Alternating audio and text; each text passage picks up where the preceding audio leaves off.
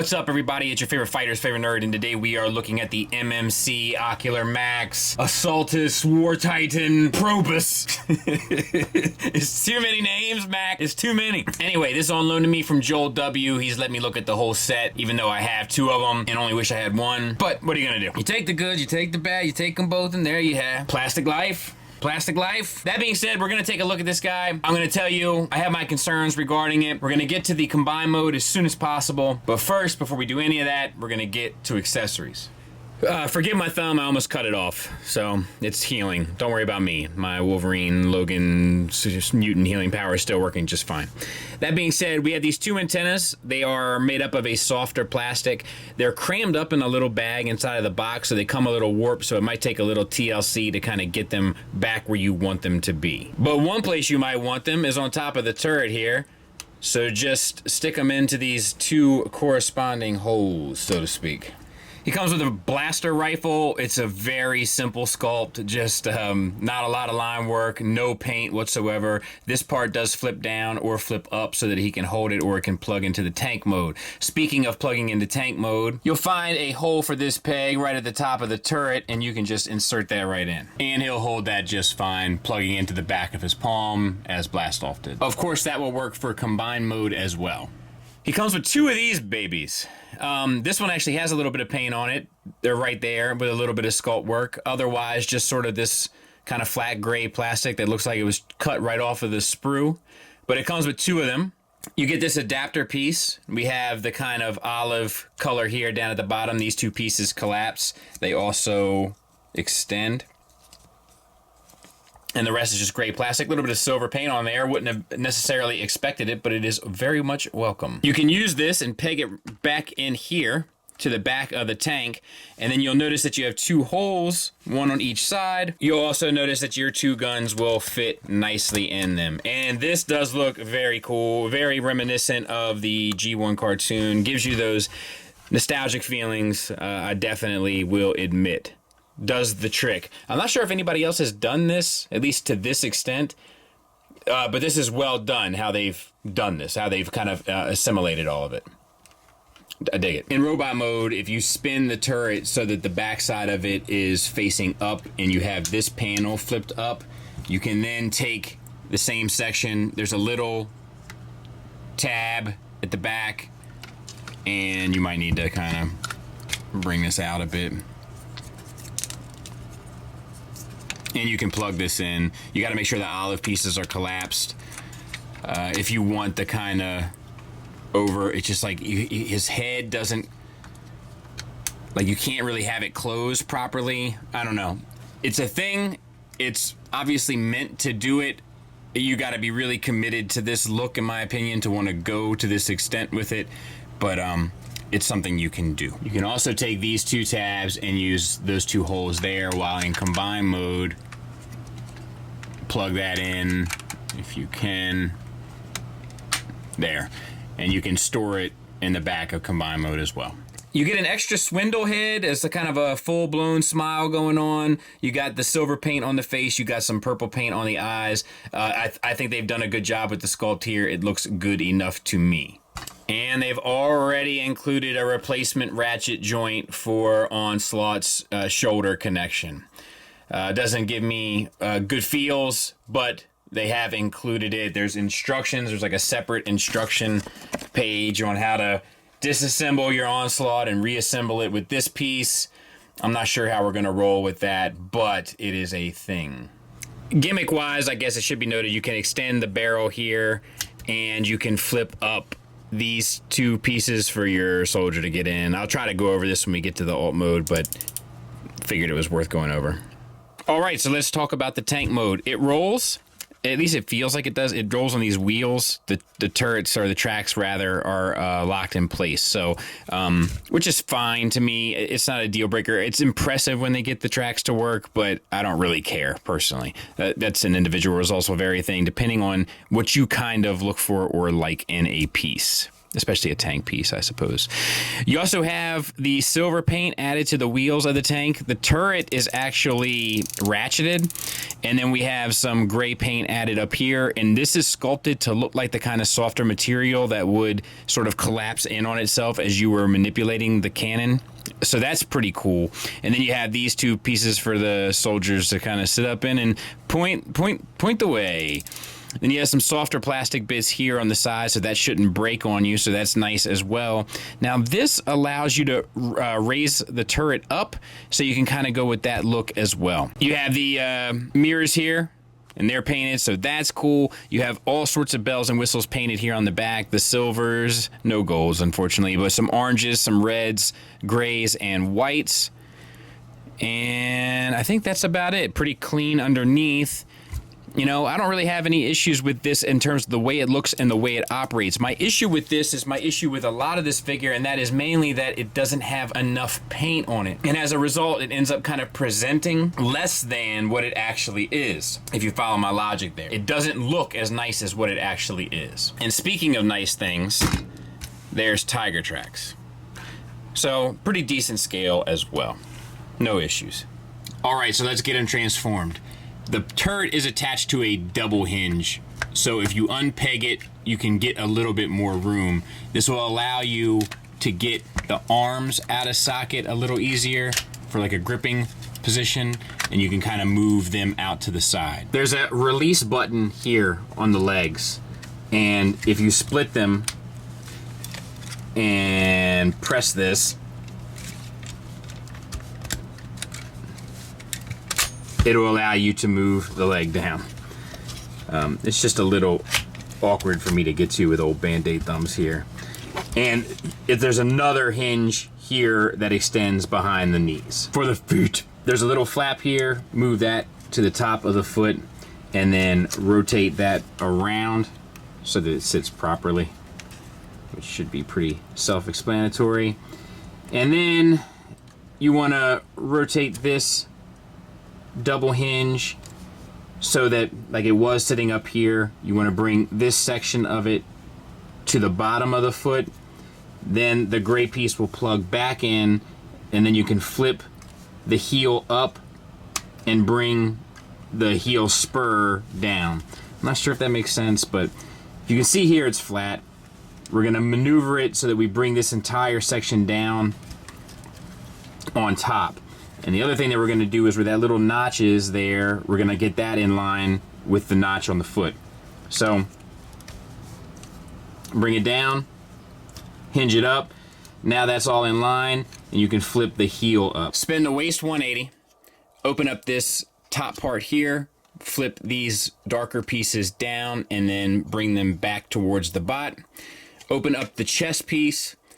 That's the head. We had to flip this piece out and under. In order to do so, get access to this section and just kind of fold that back down on itself, and there's just enough room for it to swing through. Then bring the chest piece back up, and then this chest piece down. And you'll have to adjust the shoulders probably as you do that. But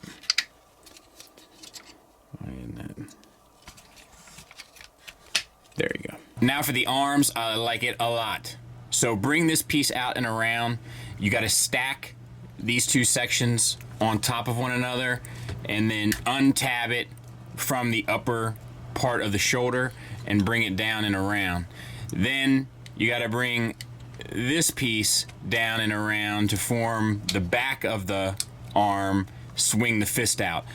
I like that a lot. So much so that I get to do it again. So bring this panel out, wrap this around on top of itself, untab that.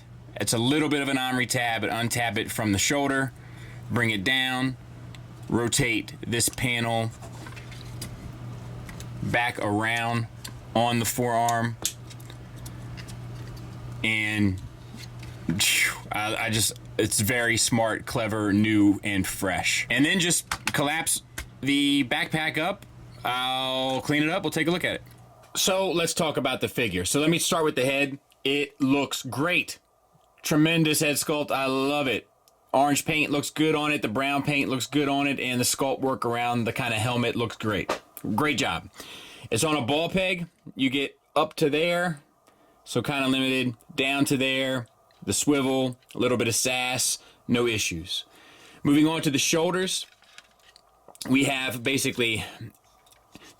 It's a hinge at the shoulder to the chest that comes out to a hinge that comes out to a hinge. And the second hinge is where you get your universal. So it's a little complicated. I'm not sure if it needed to be so, but it's not bad. You can get the arm up to 90 degrees. You can get the swivel all the way around. No butterfly joint per se, but you can get the arm back. Bicep swivel. You have a double jointed elbow. It looks really wonky, but it is there. And I'm not sure if it's worth the cost of doing business to actually use, because you don't really get that much more range beyond the 90 degrees, and it looks terrible. To be fair, the single doesn't look great either, but I guess that's the price you pay for the engineering they did there, and I do love the engineering, so I guess I get a bit of hit or miss or give and take, as it were. We have a wrist swivel. The fingers are on a base pin joint. They're individually pinned, and they have typewriter fingers, so not the best. And then his thumb is on a ball peg. No issues. Let's see. Paint, nothing that we haven't already talked about in vehicle mode. Same for the other side. Waist swivel. You got this little bit of paint down here, this little silver ball. And then you have an ab crunch that gets you a good amount over. So that works really well. For the hips, flaps up, you have universals. They get you out for the full Van Damme. Forward and back on inconsistent hard ratchets for pretty much the full Monty. I say we give it to him. Thigh swivel. Let me adjust the camera just a taste. And let's see. A knee. That's a double jointed knee, but it still only gets you 90 degrees, which is kind of common with this character because of the bulk of his lower body. So nothing really to be upset about there. We have gray paint added in a few details, but that's it. Ankle tilt, slight up, toe tilt down, and a limited rocker. So that's it. There he is from the back. Whoa, sorry about that. There he is from the back. You know, I mean, he's a bulky character, so I'm not totally mad at it. I do feel like there could have been a little bit more of an ankle rocker. We don't have it probably because of the all-in-one gimmick, but that's what it is. That's the trade-off with this set, right? Let's do some size comparisons. There he is with a Seeker and a DX9 Stunicon. So taller than your tall combiners and about the same size as an MP Seeker. So hopefully that should give you some idea. There he is with the two Combaticons that I bought from this set. So I'd say that he's better. He works better than Blastoff. I would say he's about on par with Vortex, and I did end up liking Vortex. So I would say luckily he's much more this than that. And there he is with the Unique Toys Brawl. Have I done that a ton this show? I always do mix up those two. So there's things I like about each. Neither one of them are perfect for me, but hopefully that gives you somewhat of an idea. All right, we gotta go to basically back to tank mode. So make a fist and spin it. We gotta put this completely back together. So take this part out and spin it around. This part flips down. And then just start connecting the dots until it looks like a tank again. So bring that up. And then slide that into place. So we're gonna do the same thing on the other side. Bring this piece out. And then as far as the treads are concerned, just start making them. This feels very puzzle-like because you're like filling in these circles.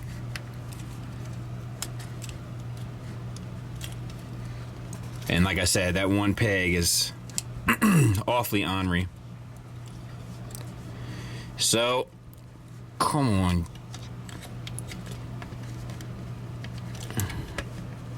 I might have to get it off camera. There it is. Hold up. Wait. There it is. All right, cool. And then slide that into place. All right, we got to get this head put away. So we're going to open up this part of the chest and this part of the chest. Clear the head with the olive part. Then we have to get his head tucked back in. Now, the only thing I will say is use caution because this olive piece here has a little flap that has a tendency to get caught up. Just use a tool or something to make sure that you clear that space. On the back, make sure that your turret is clear as well. And it just has to be just right. So let's see here. There. It just has to be lined up just right. Now, on the other side, we have his face. You want to take your olive part and collapse it back to cover up on it. Now we need to sort the arms. So bring them towards you using that screw there. You have a lot of leverage, so be careful anytime you have a lot of leverage. It's potential breaks. Bring that down and around. And this part up and this part down. And there's just a ton of stuff that has to peg in together. And this might, yeah, like that. So you can start by tabbing in to the gray piece. And like I would get this down to bring this piece down. Because all of this needs to kind of sit together and just start tabbing. There's tabs everywhere. Just get everything connected. It's all connected. Now we got to deal with the legs. So spin 180 and pull these pieces out. Rock in the first joint until your olive piece here is in line with your thigh cut. Click this button and collapse. This will tab in on the tread side and secure it, and then you can just kind of flip that piece up. Do the same on this side. So rock you like a hurricane down, and then use your trigger to release. Let me show you this. If you get jammed up, it's probably this tab stopping you. So just maneuver around.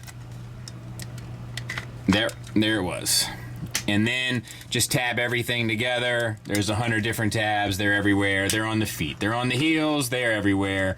Just get it all tight. Rock that into position. The last thing is the feet. So you have to flip them down. Flip up these. And bring your whole foot down. And then flip those back up. And on the back, you can flip these, which this might be easier said than done, and maybe I should have done that prior to. Let's see. There we go. So flip these down, and that will help cover down just that little nature back there, which, you know, is not even that unsightly, to be honest. So there you have it. I'll get it cleaned up, and we will take a look at it. So there it is, and it is a leg. And it's fine. I think it's pretty solid. You know, it's well kept, as it were. Like, it's clean. I mean, I think it looks pretty good. You know, all things considered, I think it's a decent job. You know, I don't know what else there is to say about it, really, and so you see how functional it is, but it does its job. But what about one of these numbers that we had, like, you get it. And there it is next to Toy World's Constructor and DX9's Menasor. And just because we're here, the Zeta. So, I mean, it's, you know, it's going to be a smaller unit, right? But we knew that. But there's your proof for sure. Final thoughts wise, let's start with the negatives. And the biggest glaring negative here for me, in my opinion, is just the total lack of paint. I would imagine that your average Siege figure has more paint. Black Series certainly has more paint, and even some of these more recent Legends definitely have more paint. It just comes across as a very basic looking figure, and it's a shame because it's not really. But it comes across that way because of the way it presents. Now, if presentation doesn't mean much to you, that may not be a problem. Now, at the same time, I'm not sure it'll be a problem in combined mode either, because it'll be so much going on, it'll be so busy that I don't know if it will matter. But the independent robot here, the individual, does not present extremely well. The only other issue I have is more objective. The chest situation for the robot mode is not the most secure and has a tendency to kind of come undone as you're manipulating it. And then that one flap that covers up the back part of the head in tank mode that flips underneath can get jammed up, as I showed, and create an issue while transforming. But that's really it. The positives: the materials feel good. I love the engineering. It's quick, fun, simple, intuitive, enjoyable, rewarding, all of the things that you would want a transformation to be. The head sculpt is money, just screams the character. I love how the accessories integrate in all three modes, and the articulation is pretty good with the exception of the ankles, and that's due to the all-in-one, and we'll be seeing here very shortly if that was indeed worth it. But no peeking until the end. Thanks for listening. Thanks for watching. Till next time, take care.